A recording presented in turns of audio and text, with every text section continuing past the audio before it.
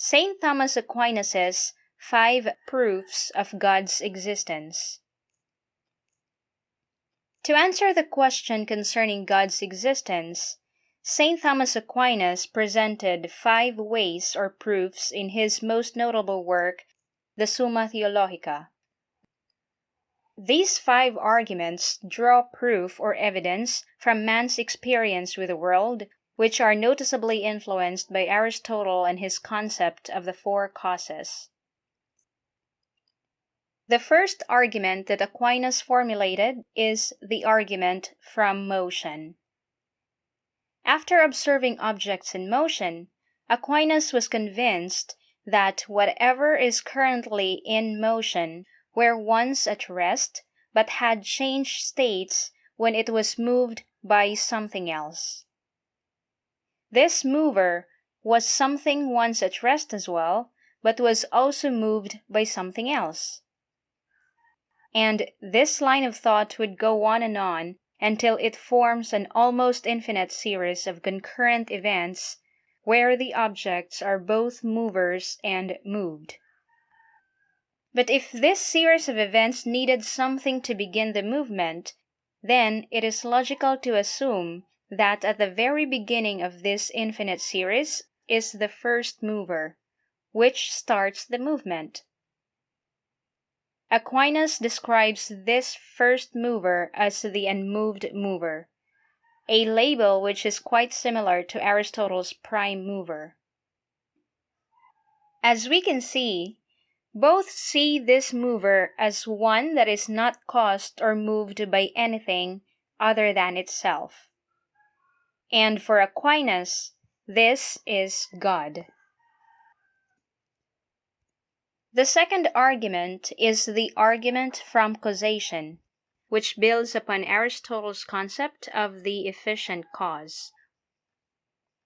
The main idea here is that every object, action, or event, according to Aristotle, has an efficient cause or an entity or event responsible for its creation or change.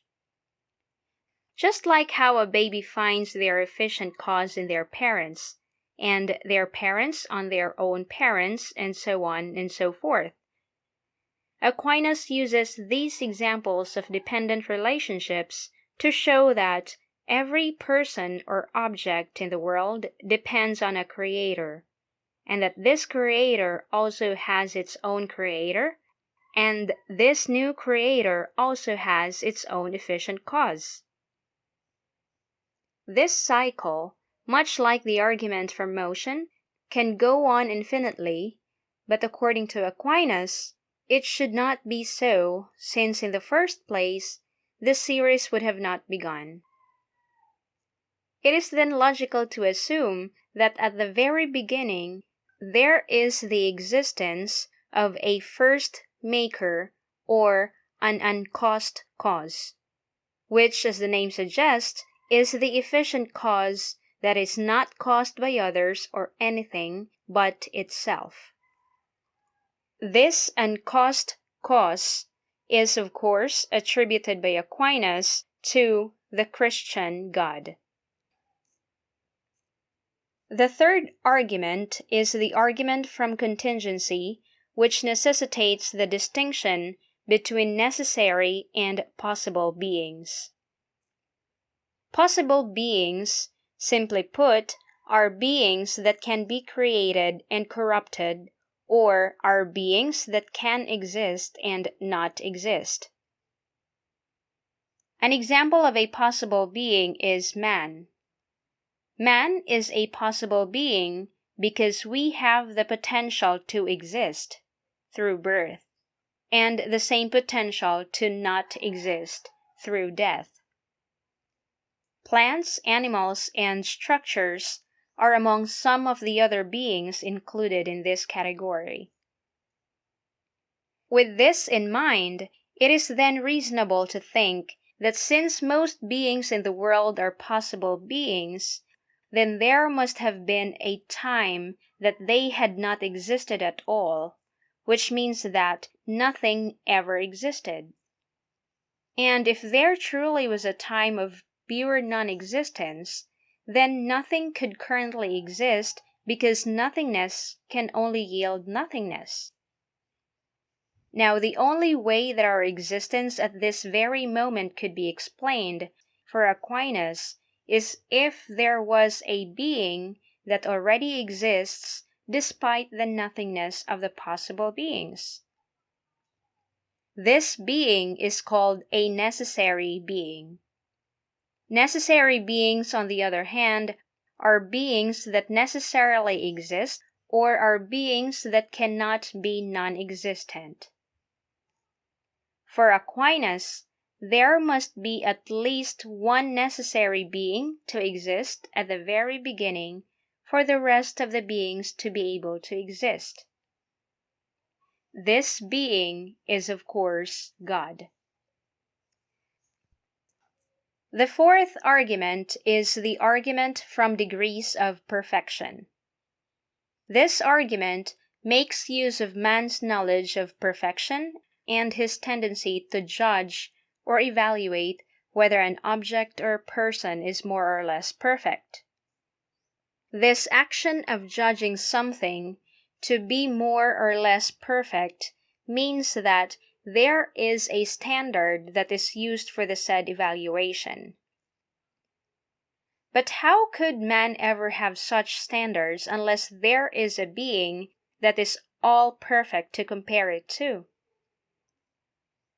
Aquinas affirms the existence of such a perfect being and says that if any other being would be compared or evaluated against such perfection, they would always be judged as less perfect. He calls this all-perfect being God. Now, the fifth and last argument in St. Thomas Aquinas' 5 proofs of God's existence is the argument from final causes or design. Some scholars would also call this as the teleological argument. Aquinas once again drew on the notions of causality as presented by Aristotle to justify this argument. The final cause, as described by Aristotle, is the fourth cause and is one that refers to the end, that for the sake of which a thing is done. Some scholars would describe it rather simply as the cause that refers to the purpose of which a specific object or entity has been created to fulfill. Humans, and most natural beings in the world, have been designed to have a purpose, and we behave or act according to that purpose. For instance, the bird's wings behave in accordance with its design, which allows it to fly. Humans talk using their mouths because this is in accordance with their body's design, which allows them to utilize air and various muscles in their body to create sounds. For Aquinas, if there is some sort of design that is set in our world, then there must be a designer. This designer cannot possibly just be humans or other natural beings themselves, as he describes man as imperfect and not intelligent enough to set such a grand design. Some of the natural beings, Aquinas tells us, are not even capable enough to know what their end is. The design of the world, therefore, must have been set by a being that is vastly more intelligent than humans and knowledgeable enough to guide them towards their end. This, of course, is God.